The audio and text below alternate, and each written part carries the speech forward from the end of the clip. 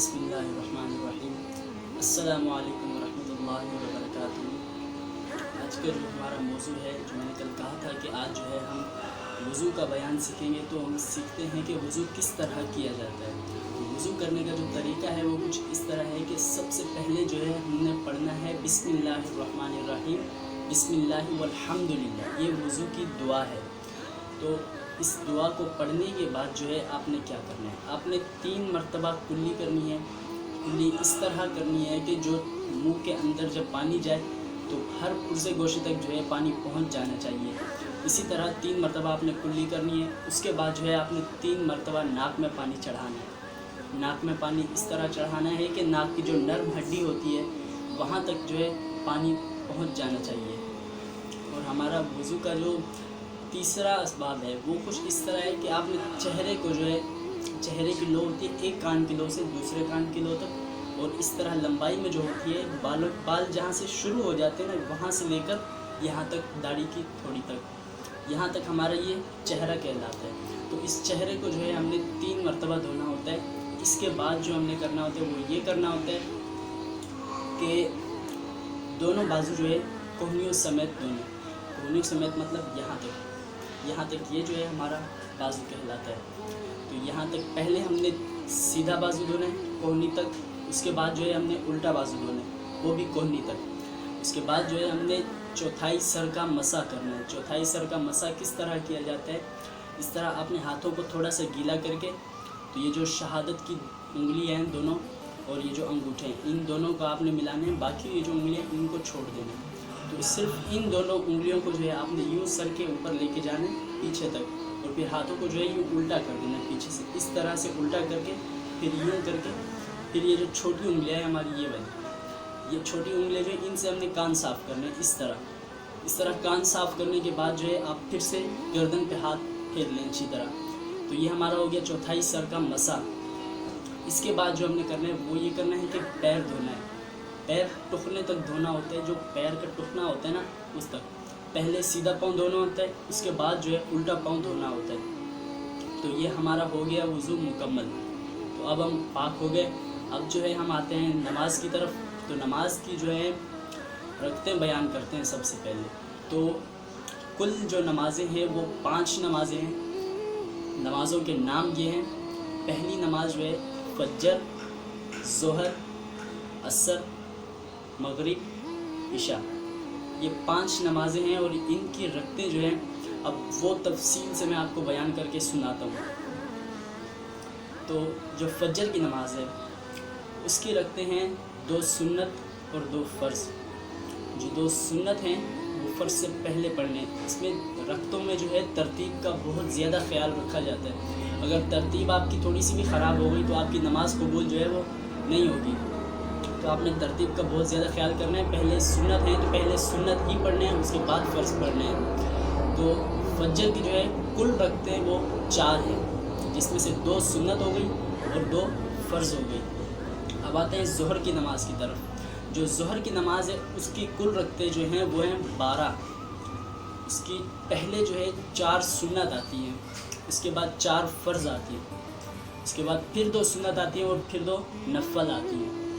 नफ़ल जो है वो मुस्तहब है पढ़ना, अगर उसका पढ़ना होता है, मतलब जैसे अगर आप उसको पढ़ते हैं तो उसका आपको सवाब मिलता है। अगर आप उसको नहीं पढ़ते, तर्क कर देते हैं, तो उसका जो है आपको गुनाह नहीं मिलेगा, क्योंकि ये पढ़ना जो है ये मुस्तहब है सिर्फ नफ़ल का। सुन्नतें पढ़ना बहुत ज़रूरी होता है। इसका जो है हुज़ूर करीम सल्लल्लाहु अलैहि वसल्लम ने हुक्म इरशाद फरमाया है कि सुन्नतें पढ़ा करो।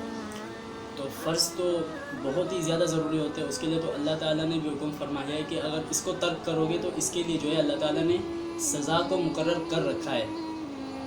तो अब ज़ोहर की भी हमारी रखते जो हैं मुकम्मल हो चुके हैं। एक बार फिर मैं आपको दोहरा देता हूँ, 4 सुन्नत, फिर 4 फ़र्ज़, फिर 2 सुन्नत, फिर 2 नफल। अब आते हैं असर की नमाज़ की तरफ। असर की जो है कुल रखते उसकी 8 हैं।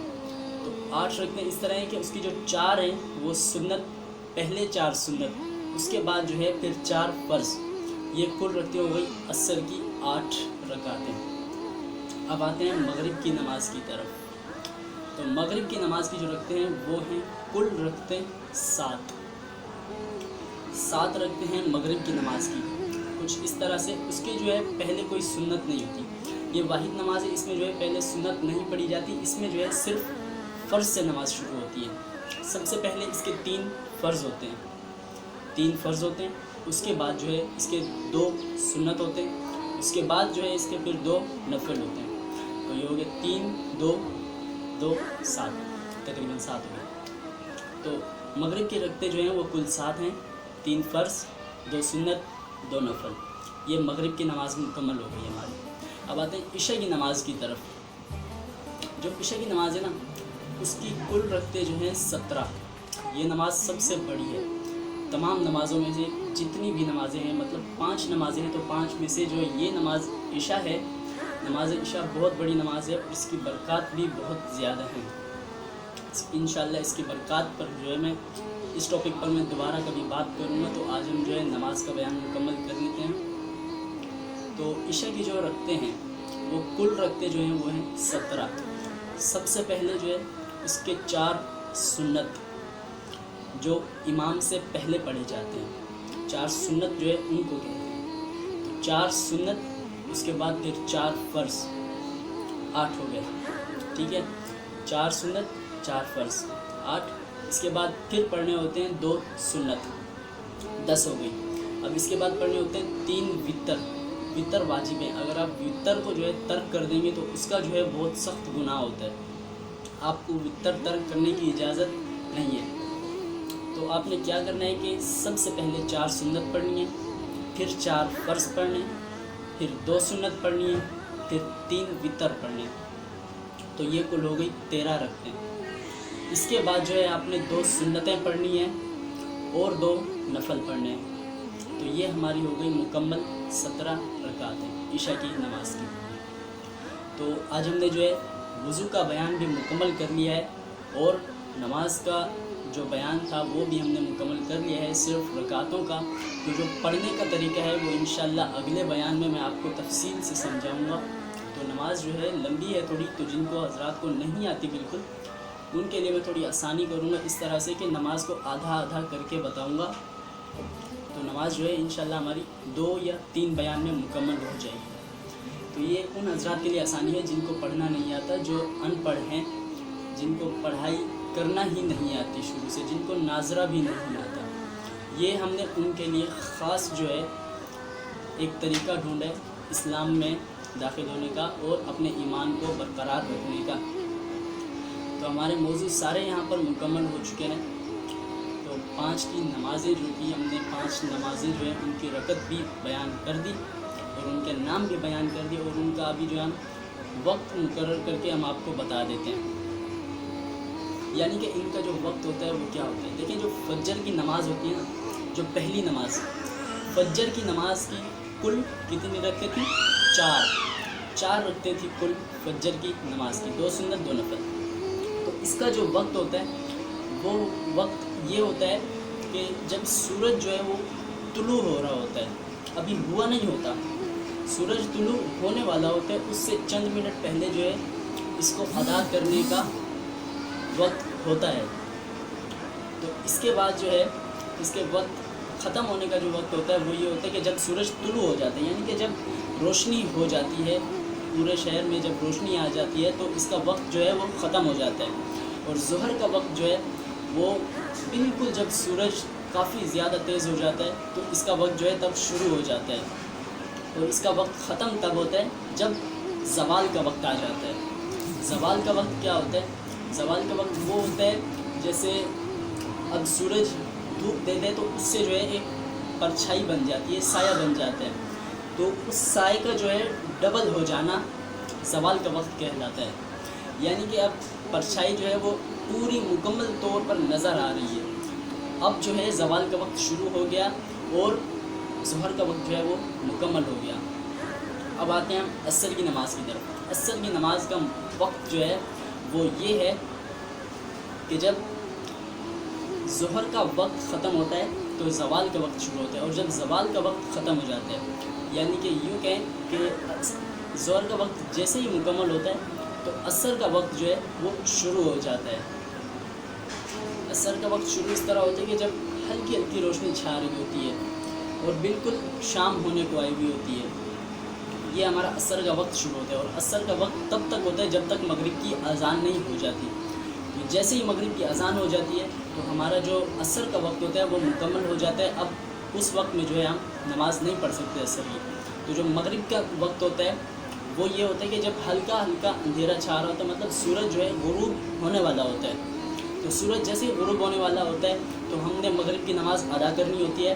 تو مغرب کی نماز کا وقت یہ ہے، اور مغرب کی نماز کا وقت جو ہے بہت زیادہ مختصر سا ہوتا ہے، مطلب بہت کم وقت ہوتا ہے اس کا۔ جیسے ہی اذان ہو فوراً مسجد میں پہنچنا پڑتا ہے، ورنہ جو ہے جماعت ہاتھ سے نکل جاتی ہے، کیونکہ اذان کے جو فوراً بعد تقریباً 10 سیکنڈ یا 5 یا 15 سیکنڈ کے بعد جو ہے جماعت شروع ہو جاتی ہے۔ ہر مسجد میں ایسے ہی ہوتا ہے۔ اس کا وقت جو ہے یہی ہے، اس کا وقت کسی بھی مسجد میں زیادہ نہیں ہوتا۔ مثلا جیسے باقی نمازوں میں 15 منٹ کا جو ہے وقفہ ہوتا ہے، جس میں ہم وضو بھی کر سکتے ہیں، پاخانے بھی جا سکتے ہیں اور باقی بھی جو ہے کام کر سکتے ہیں۔ تو 15 منٹ جو ہے باقی نمازوں میں ہوتے ہیں، لیکن یہ واحد نماز ہے جس میں وقت بالکل نہیں ہوتا۔ اس کا وقت بالکل مختصر سا ہوتا ہے، پورا وقت ہوتا ہے اس کا ہر حال میں جو ہے ہم نے نماز کو ادا کرنا ہوتا ہے اور وقت پر ادا کرنا ہوتا ہے، اور اس کا وقت بھی بہت کم ہوتا ہے۔ اگر یہ وقت نکل گیا تو اس کے بعد جو ہے ہم نماز ادا نہیں کر سکتے۔ مغرب کا وقت ختم ہونے کا وقت کیا ہے؟ مغرب کا وقت ختم تب ہوتا ہے جب اندھیرا جو ہے بالکل چھا جاتا ہے۔ اندھیرا چھا جاتا ہے، جب اندھیرا چھانے لگتا ہے تو شروع ہو جاتا ہے، جب اندھیرا چھا جاتا ہے تو وقت ختم ہو جاتا ہے۔ اب عشاء کی نماز کی طرف آتے ہیں۔ عشاء کی نماز کا جو وقت ہے جب بالکل اندھیرا چھا جاتا ہے اچھی طرح سے، یعنی کہ سورج غروب ہو جاتا ہے، تو عشاء کا وقت جو ہے وہ شروع ہو جاتا ہے۔ تو عشاء کا وقت ختم ہونے کا کیا ہے؟ عشاء کا وقت تب ختم ہوتا ہے جب فجر کا وقت شروع ہوتا ہے، یعنی کہ جب سورج طلوع ہونے والا ہوتا ہے اس سے چند منٹ پہلے اس کا وقت جو ہے وہ ختم ہو جاتا ہے، یعنی کہ عشاء کی نماز کا وقت ختم ہو جاتا ہے۔ تو اب ہم نے سب کچھ تفصیل سے بیان کر دیا۔ امید ہے اور یقین ہے کہ آپ کو سب کچھ صحیح سمجھ میں آیا ہوگا۔ اللہ تبارک و تعالیٰ سے دعا ہے کہ آپ کو اور ہمیں توفیق عطا فرمائے اور اس پر عمل کرنے کی بھی توفیق عطا فرمائے۔ اللہ ہم سب کو ہدایت عطا فرمائے۔ وما علینا الا البلاغ المبین۔